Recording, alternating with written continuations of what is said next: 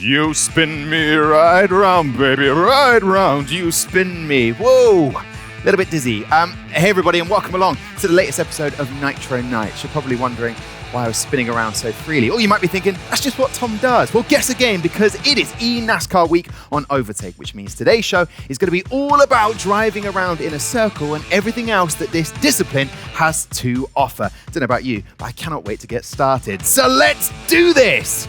You spin me right round, baby, right.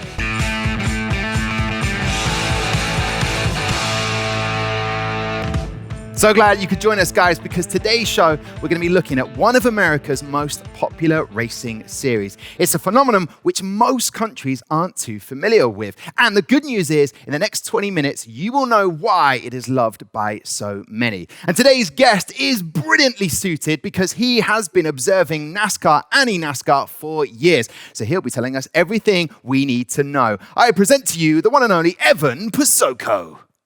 As the green flag flies, and we say, let's go playoff racing from the Roval.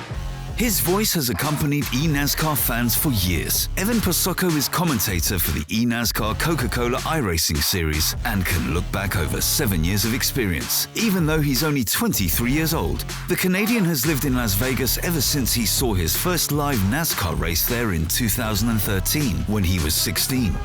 It was love at first sight for him, and he immediately got himself an iRacing account and a microphone, even before he bought a wheel and pedals. Evan is a true workhorse. He's been doing at least one broadcast a week since 2013. 2 years ago, he was sometimes doing as many as 8. He also owned a racing broadcasting company, LSR TV, before selling it in January 2020. As if that wasn't enough, he also runs his own iRacing league. Evan also worked as a competition manager for Monster Jam for a few years. Thanks to the pandemic, this had to be cancelled, but it doesn't stop him from having his finger on the pulse. So rest assured, Evan Posocco is wherever racing is.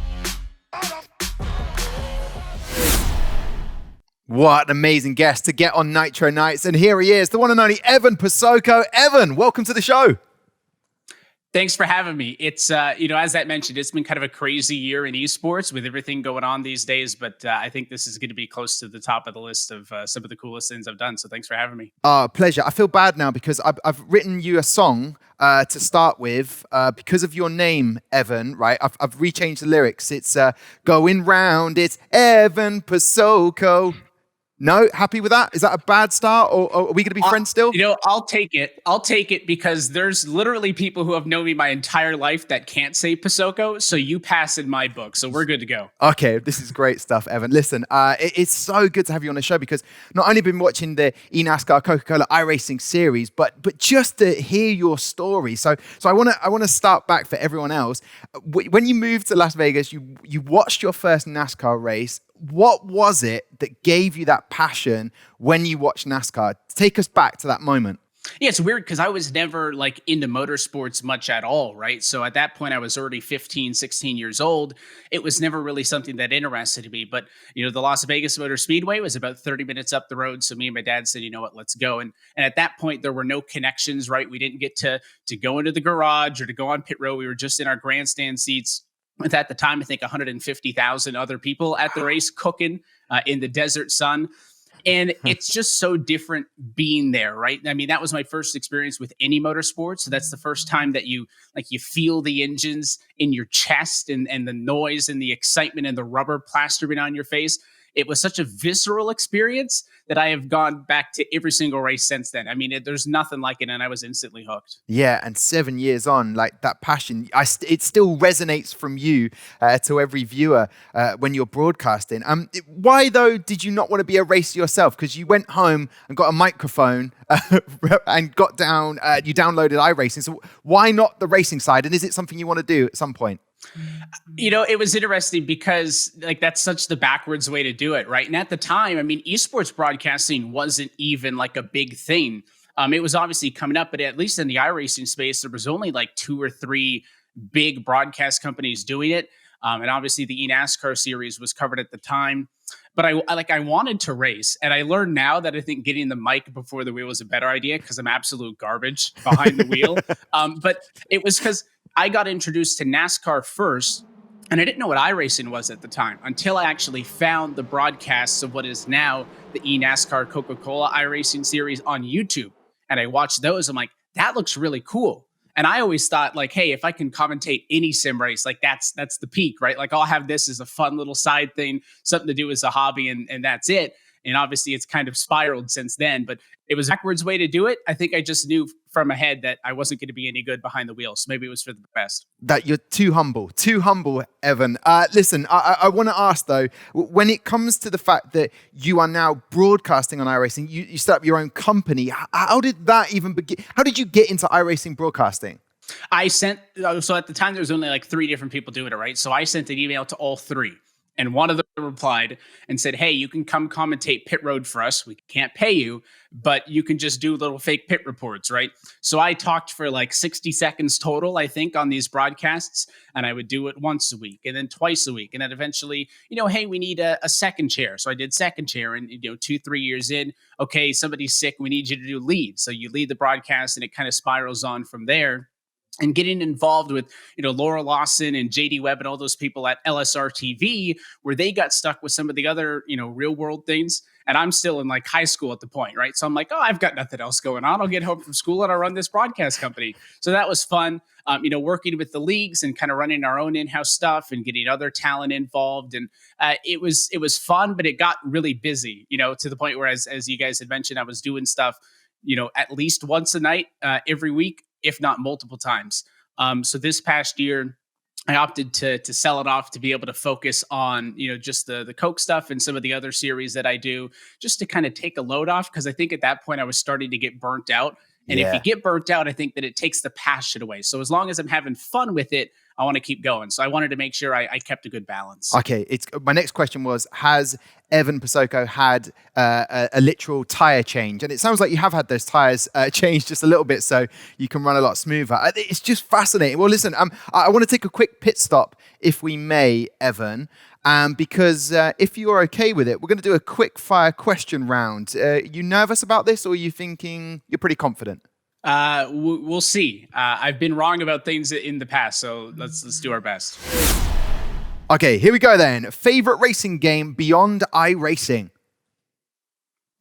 I'd have to say NASCAR Inside Line, which shows like my lack of time being in the sim racing space. But I think that's the first game I got for a console as far as racing wise, so it has that sentimental value to me. Okay, sentimental, nostalgic. I like it. Favorite driver? Jeff Gordon. Every day, any day. I don't know if the big nose from the 2012 Daytona 500 gives it away, but Jeff is kind of the reason I got into NASCAR. That was the name I knew, so that's the easiest answer, I think. Okay, I love that phrase. Every day, all day. Favorite car? I've always been a fan of the Ferrari 488, and that's the car that I convinced my dad to drive when he did one of those like lap experiences at the track here when I wasn't old enough to. So I lived vicariously through him. I've always been a Ferrari fan. Same thing on the F1 side. Okay, anybody watching, make sure that happens for Evan as well. Personal hero of esports racing? So my experience has been relatively limited, and I don't want to make him blush, but I've always looked up to Tim Terry, who actually I call the races with. And that's just because when in 2013, when I was watching the races on YouTube before I had an iRacing subscription, he was the guy calling it, right? So I'm like, hey, that looks really cool. So not to make Tim blush or anything, Tim, but it's cool that I'm doing that now with him. Great answer. Tarmac or dirt? If I could choose 50-50, I would, because I've really been a fan of the dirt stuff, but I know that's not fair, so I'll say tarmac. Okay, good answer. And finally, Destruction Derby or Monster Trucks? Monster Trucks. I've also got a piece of one behind me, so I've got quite a graveyard behind me. Monster Trucks, absolutely. Or a shrine, depends how you look at it. Listen, Evan, you just bossed the quickfire round questions. That wasn't too bad, was it? No, I think the Tim one caught me off guard. So Tim's going to be bugging me about that one, but I couldn't pick a driver, right? Because like I said, I'm rubbish behind the wheel. So I had to go with a commentator. All right, tell you what, Evan, stick around. More questions coming your way. But first of all, I want everybody to come up to speed. If NASCAR hasn't been your thing, it will be now. And here's the thing. We have been watching all over the eNASCAR Coca-Cola iRacing series. And here are some of the best bits that have happened so far. On Tuesday, October the 27th, the eNASCAR Coca-Cola iRacing Series goes into its final playoff race. After that, only 4 of the final contenders will go on to fight for the main prize of $100,000. The 2020 eNASCAR iRacing Series has generated some very interesting storylines, electrifying the fans and keeping thousands on their toes awaiting the outcome of the races. Canadian Keegan Leahy, for example, was on a rampage in the regular season. When it ended, he was the driver with the most points heading into the playoffs. Many of his colleagues call him a workhorse and machine, making it almost inevitable that one day we'll be seeing him as a champion. Next up is Bobby Zalenski. The young Californian is known as the road course king of the eNASCAR scene. Since joining the league, Zalenski has won every single road course race he's entered. A road course race is a normal track like Spa rather than the typical NASCAR oval. His hard work's clear to see as he's also competing in the Porsche Tag Heuer Esports Super Cup. Zalenski is therefore currently the only racer on double duty in the 2 biggest iRacing series.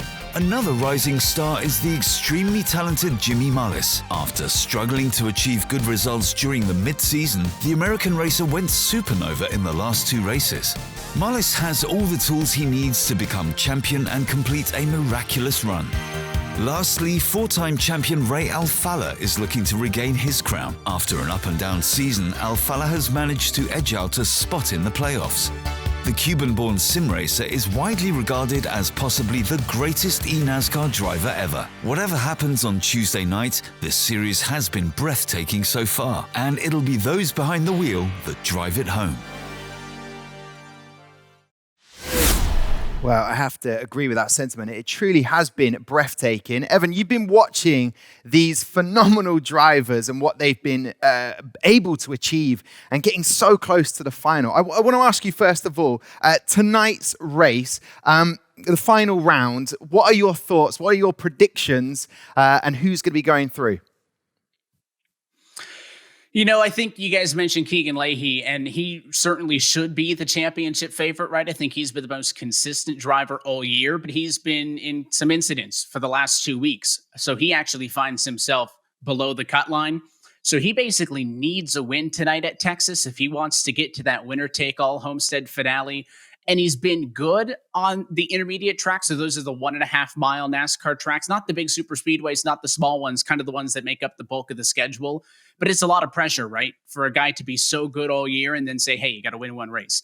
So I think Keegan's the guy that probably should get in. But you talked about Jimmy Mullis. He was like 14th in the points a couple of weeks before the playoffs. I think he's got momentum. I think he's got a good chance of joining those race winners and moving on as well. Okay, and obviously we're recording this before the actual race, and so therefore we're now in the future. So you will be able to know whether those predictions from Evan Posocco actually came true. So no pressure on you there, Evan, but I think you've nailed it there. Right? Well, it's funny because Jimmy was joking earlier this year that I had jinxed him. I said that he was going to be the guy to go from outside the playoffs to in, and it worked. So I think I used up my only right answer then, so I'll probably be wrong this time. But I want to know though, Bobby Zalenski mentioned there in road courses, he hasn't lost. What is the secret? Why has he been sort of superhuman? Well, the easy answer is to say his other road experience, right? I mean, you saw that he competes in the Porsche Esports Super Cup Series as well, but I'm not sure that translates 100% to a stock car because, you know, a NASCAR stock car is not designed to drive on a road course. It is an abysmal car actually for road course, right? It's a miserable driving experience, which is what makes it so fun, right? Because you have to be so careful and it's just impossible to get the throttle down. So I think it's the fact that he's a very good normal racer in the eNASCAR series. He just happens to get all the wins on the road courses because I think that's where his passion lies. If he wants to win the championship, though, he's going to have to get it done on an oval. He got it done at the Daytona Super Speedway earlier this year, but I don't see Bobby lose at a road course race anytime. He's got 6 in a row and still counting. Yeah, it just seems like there's no pressure to him. Even when there's huge money at stake, he just seems to be so calm and collected. For those who are unfamiliar with eNASCAR racing, what are the skills that are needed to drive well or to even complete the race? Yeah, it's tricky the way that these cars are now because obviously iRacing makes the cars and the physics very identical to what NASCAR is actually doing, right? NASCAR has gone a different direction the last 2 years towards a low horsepower and high downforce package. So it's hard for the cars to separate themselves, right? So in a road race, if you got 13, 14 corners, there's so many opportunities to get a thousandth of a second there, a thousandth of a second here, and try to differentiate yourself. In this series, it's so difficult, right? So a lot of time goes in actually behind the scenes with the setups. These drivers are putting in, 40 plus hours. I saw testing for that Charlotte Roval race a couple of weeks ago. It's a combination of having that team behind you, having the willingness to put the time in, right? Because you could go out there, and these guys are talented enough without practice. They could go out there and run 25th if they wanted to, right? But it gets so much tighter to get to the top 10, to get to the top 5. Normally qualifying is like half a tenth of a second from the very top spot to the bottom. So I think you just have to be committed to it. And the support behind also never hurts as well, because it really is a whole team effort. And we don't always get to see that behind the scenes stuff, but the crew chiefs, the spotters, each guy's got about 5 people in his ear every race. That is remarkable. It really is. I mean, consistency is going to play a key. But I know a few of my friends have been actually racing in oval races and just saying how much it's different, but so much fun. I'm talking of consistency on this show on Nitro Nights. We love it when everybody gets involved with the social showroom. So that is what we're going to go to right now. And we're going to kickstart when we asked everybody best soundtrack to a title. And as you can see behind me, which game has the best soundtrack? And we've had some brilliant replies. Best in-game music is Near Automata from Elvinco there. Grand Theft Auto Vice City from Rando, just on there, the second one down. And then Box put in their Burnout Revenge. I have to agree. Grand Theft Auto Vice City, brilliant soundtrack. Do you have a particular best soundtrack? So I saw my answer there, which is obviously Need for Speed Underground 2, but sometimes I also feel like that's a cop-out answer because everybody's going to say that. So I did play Need for Speed Carbon for a lot, and it wasn't Underground 2 levels, but that was always a pretty memorable one for me. Yeah, it just adds to it. Do you know, with the racing for the eNASCAR Coca-Cola iRacing series, whether any of the drivers have got some music? You said they've got about 5 team members in their ear. Is there going to be any music?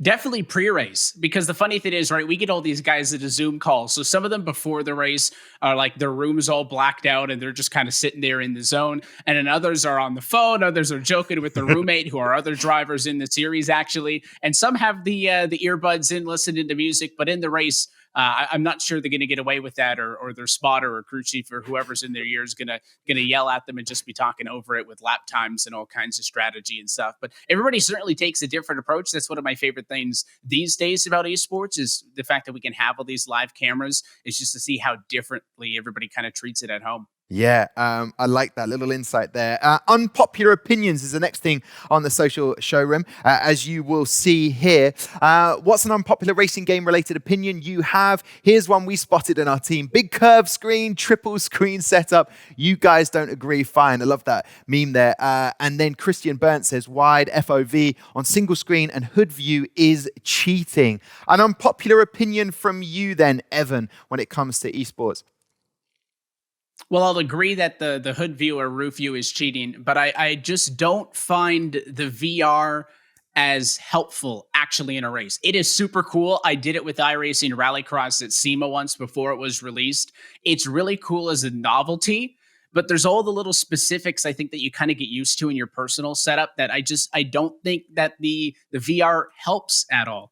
I'm a fan of triples, so that's a biased opinion, but okay, no, but look, it's your opinion. Whether it's unpopular, people can comment after the show. Random call sign, serious. We've got this on the social showroom here. Just a little bit going on, and we have the picture. Wait, Ricardo shaved for this. He's serious when he shaves. So happy to see RC in a show. Me too. So lots of action on that getting involved. So thank you very much. And finally, Ray Alfala. Getting very serious. You'd have seen the LeBron moment here. And this is what Ray Alfala got very serious as well at that point. Did you see the comment? Did you see Ray Alfala getting a bit more serious? I did. He's been, locked in and kind of, a little upset. I mean, it's funny to say that the 4-time series champion has something still to prove. But he, got relegated out of this series last year. Didn't even finish top 20, so he had to re-qualify in altogether. He won the championship in that qualifier series. He got back to the playoffs. He's going to need a lot of luck tonight at Texas if he wants to get above that and fight for a 5th championship. And I bet you what, I think that gift's going to be true if he doesn't win the championship this year, because I think his purse for all 4 of those championships that he's won was $10,000 each, right? So $40,000. Yep. Probably be pretty upset if a guy wins one championship where the prize is now $100,000 and tops his career total. So not that he needs extra incentive, but there you go. Yeah, get your LeBron on, get serious, Ray, and then win some of that money. Well, listen, that is the social showrooms done and dusted. I'll tell you what we're going to do now, Evan. If you are up for this, it is time to head to the Livery Quiz. All right, then, it's the moment we have been waiting for, the Livery Quiz with Evan Posocco. Evan, this is how it's going to work. I'll lay it down for you. You're going to get 3 pictures of 3 liveries. You have to just say the name of the team and the year of that livery. Sounds simple, right? No, it sounds, I just want to get this out. I think the first year that I watched F1 was 2014. So just take it easy on me when I embarrass myself. That's all. Hey, no, that's absolutely fine. I'm not very good at liveries, but you know what? You've explained why your answer is always team and then 2014. We will totally understand. You will go no further back. So here we go. Would you like to go first, Evan? Sure, why not? Okay, well, here you go then. Best of luck in the Livery Quiz. You will see the picture, and I need the team name and the year. Ooh. So, Ferrari, I can get that much. See, I don't even know my eras of Formula One cars, which is sad. So I don't even know if we're thinking, 50s, 60s, 70s, 80s, 90s. I'm just going to take a shot in the dark and say 72. Ooh. Let's find out if that is correct. In 1990 Ferrari, so you got half, but this is a brutal game on Nitro Nights. You still get no point. You need the name of the team and the year. But well done, though. I'm giving you a well done for Ferrari there. So let's get on then to Mr. Tom Deacon's first one. Ooh! Well, this is a Benetton, and I'm going to say with that setup, maybe a 2005? 2005. Okay, fair enough. Just 10 years off. All right, fair enough. No points here. I was 18 off. Join the club. 0 points for both legends that are Evan Posocco and Tom Deacon. All right, then. What are you thinking with this one? Let's go with... I'm trying to find a middle point, right? Based on how the bodywork has changed and using our last 2 years as kind of samples. Not just a pretty face, Evan. I like your thinking. 1990 Renault.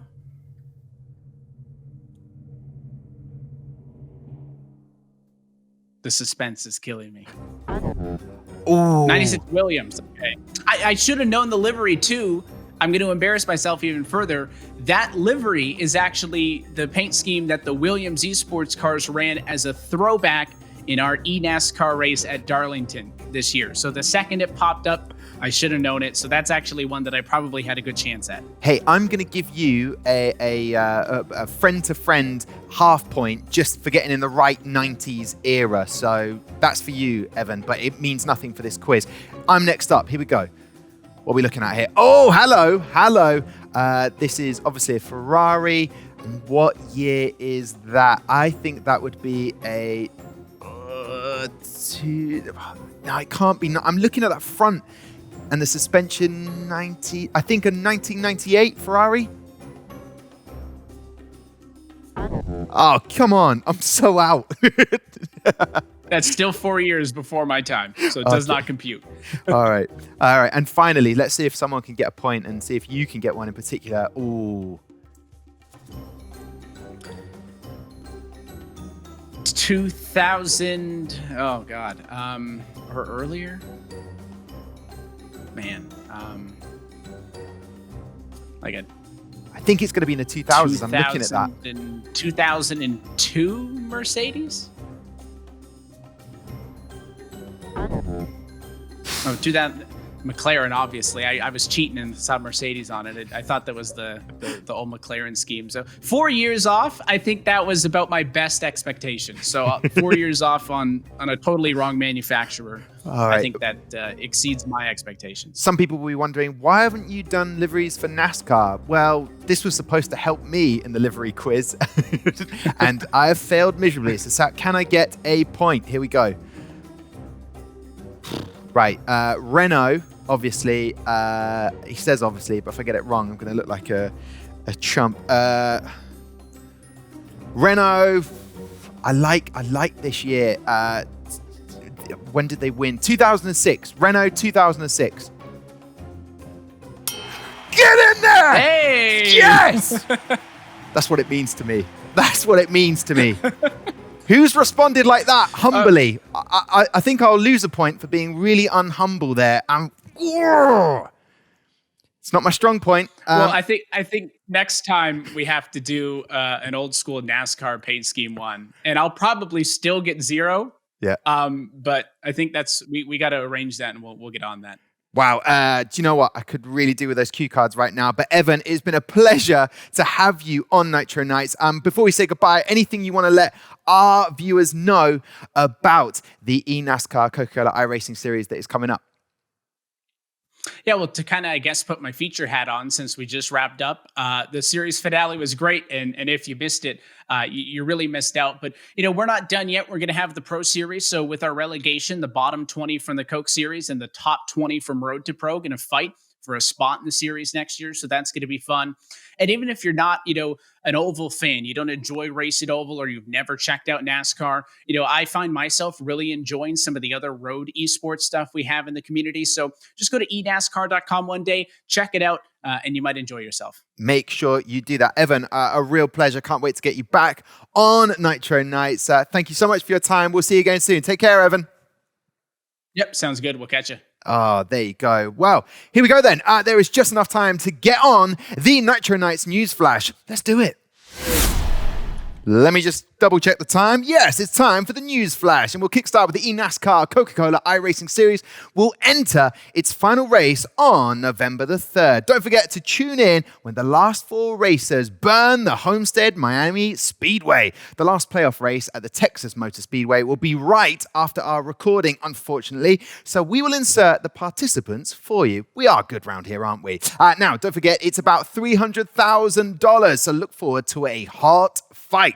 Moving on in the news flash to the iRacing Rallycross World Championship Round 4. The 4th race was on October the 24th and took place on the Iowa Speedway Raceway. We were treated to some top racing, and that Frenchman, Johan Half, had a dominant performance. Get this, he got the first in the qualifying, then he got a first in the heat race, and then the main race. Very greedy of him, but congratulations. Mitchell de Jong came in second at 3/10 off the pace, and Rasmus Teumann finished in third. These points bring Half to second overall, 14 points behind John Robertson. Best of luck with the rest of the races. Moving on to the Simi Awards, something you guys can get involved in. The Simi Awards have been announced. That is the Sim Racing Awards. Virtual competition organization, better known as VCO, will present the winners on December 26th. Each winner will get a Simi trophy plus €1,000. How about that? There are 10 categories: Best Esports Racer, Best Real World Pro, Best Team, Best Platform, Best Car, Best Event, Best Social Media, Best Newcomer, Best Hardware, and Hall of Famer. Double checked, that is 10. Overtake will be part of the jury. Very exciting stuff for us.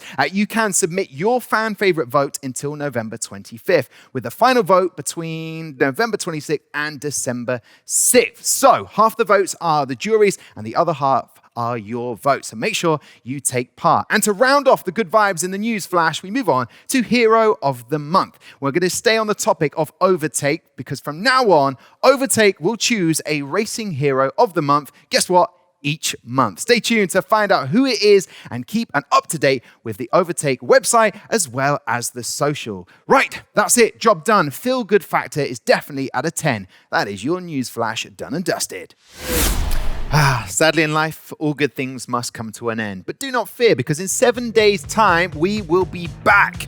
And Indiana will be looking after you. So until then, stay safe and buckle up. Bye for now.